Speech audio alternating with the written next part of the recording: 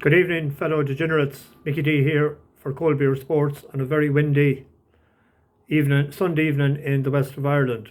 Um, one selection for tomorrow. Um, I'm going to do it this week without any notes. It's part of a cognitive research program I'm involved in with a major hospital in Dublin. And it may not help me in my lifetime, but it may help somebody down the line, whatever they find out from my mind. Um, So when I go blank, when I forget things, you'll understand why. My memory just comes and goes at times. Quick look back at Saturday. Stephanie Causeway was a disappointment, but from a shade of odds on in the morning, it drifted out to a 94 shot. So when you always see that happening, it's you stay away. But unfortunately, when I done the studying on Thursday night, I wasn't aware that the ground would get as soft as it did. All his previous good form was on good ground or autumn good to soft, not the soft ground you get in winter. But the thing about it is the horse that bet was Excitations. That was 20-1 on Friday night. Returned at 7-1, was into 9-2 during the day. It's the horse I tipped up in November in my first week at this in Fakenham, and didn't do itself justice at all that day. It was 5th of 5, and that won.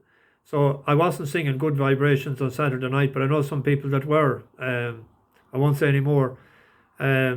Indefatigable was third. Well, second. Yeah, second at 6-1.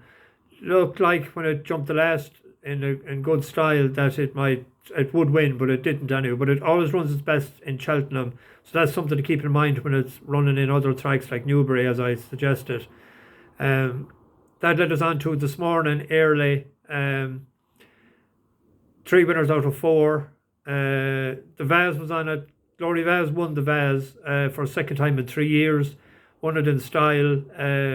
Caught up to Pile Driver in the home stretch. A good horse. It was 5-4 on Friday. I don't know what the SP was of it. The sprint was a disaster. The horse I had backed was in a more forward position this time and has a good stretch run. So I said, "God, we're in with a shout here." And then a country horse fell in front of him on the turn for home, brought down 3 more. So there was, lucky enough, there was no one badly injured. But that was the end of our run. Golden 60, an absolute machine, had 11.1 million won before today. I don't know what the prize money after that race was. And that won 8-15 on Friday or Saturday. And then that led us up to the queen of my stable, Loves Only You. Done the business on a shorter trip than ideal. I'd love to see that running at mile 4. Actually would have won the other race as well. But this was Group 1. Got knocked about a bit in the stretch coming up, but has great heart, great determination, and got up by a short head. That was 13-8 last night. So just over 8-1 for the treble.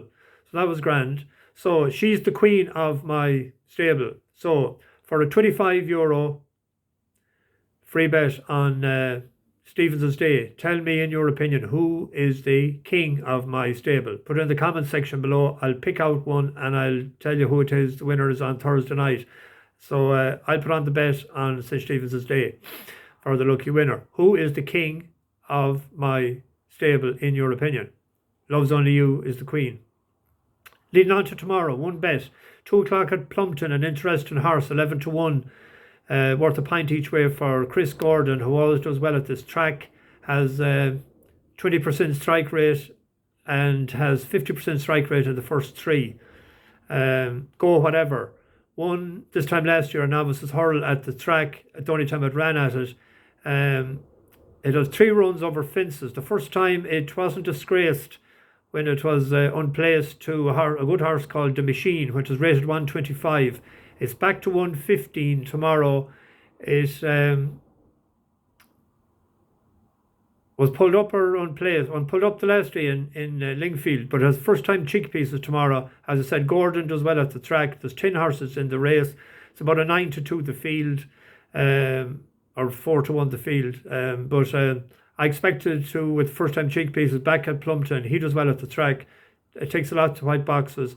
It's only a 7-year-old out of Galway, so that might be worth a pint each way. So best of luck, Vicky D, for Cold Beer Sports. Over and out. Bash those bookies.